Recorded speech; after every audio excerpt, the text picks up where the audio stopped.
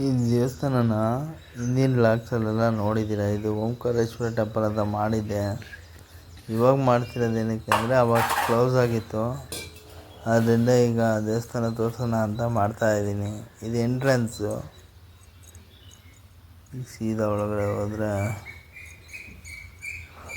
ಈ ಕೆಂಪು ಕಲ್ಲು ಮಾತ್ರ ಸೂಪರಾಗಿದೆ. ಅದರ ವಿಶಿಷ್ಟತೆ ಏನು ಅಂತ ಅಲ್ಲಿನ ಗುರುಗಳನ್ನೇ ಮಾತಾಡ್ಸಿದ್ದೀನಿ ಈ ವಿಡಿಯೋದಲ್ಲಿ. ಅವರೇ ಹೇಳ್ತಾರೆ. ಇದಕ್ಕೆ ಚೋಳರದು ಇತಿಹಾಸ ಇದೆ ಈ ದೇವಸ್ಥಾನದಲ್ಲಿ. ಮತ್ತು ಈ ಕೆತ್ತನೆ ಎಲ್ಲ ಶಿವಪುರಾಣದಿಂದ ಕೆತ್ತನೆ ಮಾಡಿರೋದಂತೆ. ಒಬ್ಬ ವ್ಯಕ್ತಿ ಕೆತ್ತನೆ ಮಾಡಿರೋದಿದು.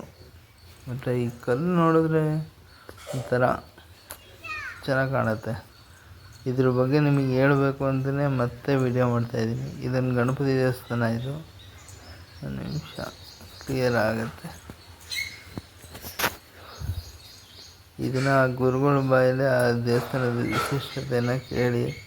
ಮತ್ತು ಗರ್ಭಗುಡಿ ಅವಾಗ ತೋರ್ಸೋಕ್ಕಾಗಿಲ್ಲ, ಈ ವಿಡಿಯೋದಲ್ಲಿ ತೋರಿಸಿದ್ದೀನಿ. ಹಿಂದೆ ಚೋಳರ ಕಾಲದ ದೇವಸ್ಥಾನ ಆಗಿತ್ತು. 800 ವರ್ಷಗಳ ಕಾಲ ಹಳೆಯದಾದಂಥ ದೇವಸ್ಥಾನ ಇದು. ಹಾಗೆ ಅದು ಹಾಳಾಗಿದ್ದರಿಂದ GK ಹನುಮಂತರಾಮ್ ಅಯ್ಯಂಗಾರ್ ಅಂತ ಹೇಳ್ಬಿಟ್ಟು ಈ ದೇವಸ್ಥಾನ ಪುನರ್ಜೀವನವನ್ನು ಮಾಡಿಕೊಟ್ಟಿದ್ದಾರೆ. ಅಂದರೆ ಇದು ಒರಿಸ್ಸಾದಿಂದ ಬಂದಂಥ ಭುವನೇಶ್ವರದ ಕಲ್ಲು, ಕೆಂಪು ಕಲ್ಲು, ಸ್ಯಾಂಡ್ ಸ್ಟೋನ್ ಅಂತ. ಇದರಲ್ಲಿ ಪೂರ್ತಿಯಾಗಿ ಶಿವಪುರಾಣವನ್ನು ಕೆತ್ತನೆ ಮಾಡಿದ್ದಾರೆ. ಹಾಗೆ ಒಳಗೆ ಶಿವ ಮತ್ತು ಸುಬ್ರಹ್ಮಣ್ಯರಂಥದ್ದು. ಸುಬ್ರಹ್ಮಣ್ಯನೇ ಸಾಕ್ಷಾತ್ ಬ್ರಹ್ಮಜ್ಞಾನಿಯಾಗಿ ತಂದೆಗೆ ಓಂಕಾರವನ್ನು ಉಪದೇಶ ಮಾಡ್ತಾರಂಥದ್ದು. ಕರೆಕ್ಟಾಗಿ ಲಿಂಗದಲ್ಲಿ ಮಧ್ಯದಲ್ಲಿ ನೋಡಿದ್ರೆ ಶಿವ ಧ್ಯಾನ ಮಾಡ್ತಾ ಇರೋದನ್ನು ಕಾಣುತ್ತೆ.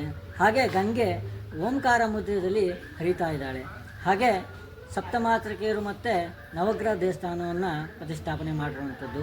ಹಾಗೆ 48 ಜನ 15 ವರ್ಷ ತೊಗೊಂಡಿದ್ದಾರೆ ಈ ಕಂಪ್ಲೀಟಾಗಿ ಈ ದೇವಸ್ಥಾನ ನಿರ್ಮಾಣ ಮಾಡಲಿಕ್ಕೆ.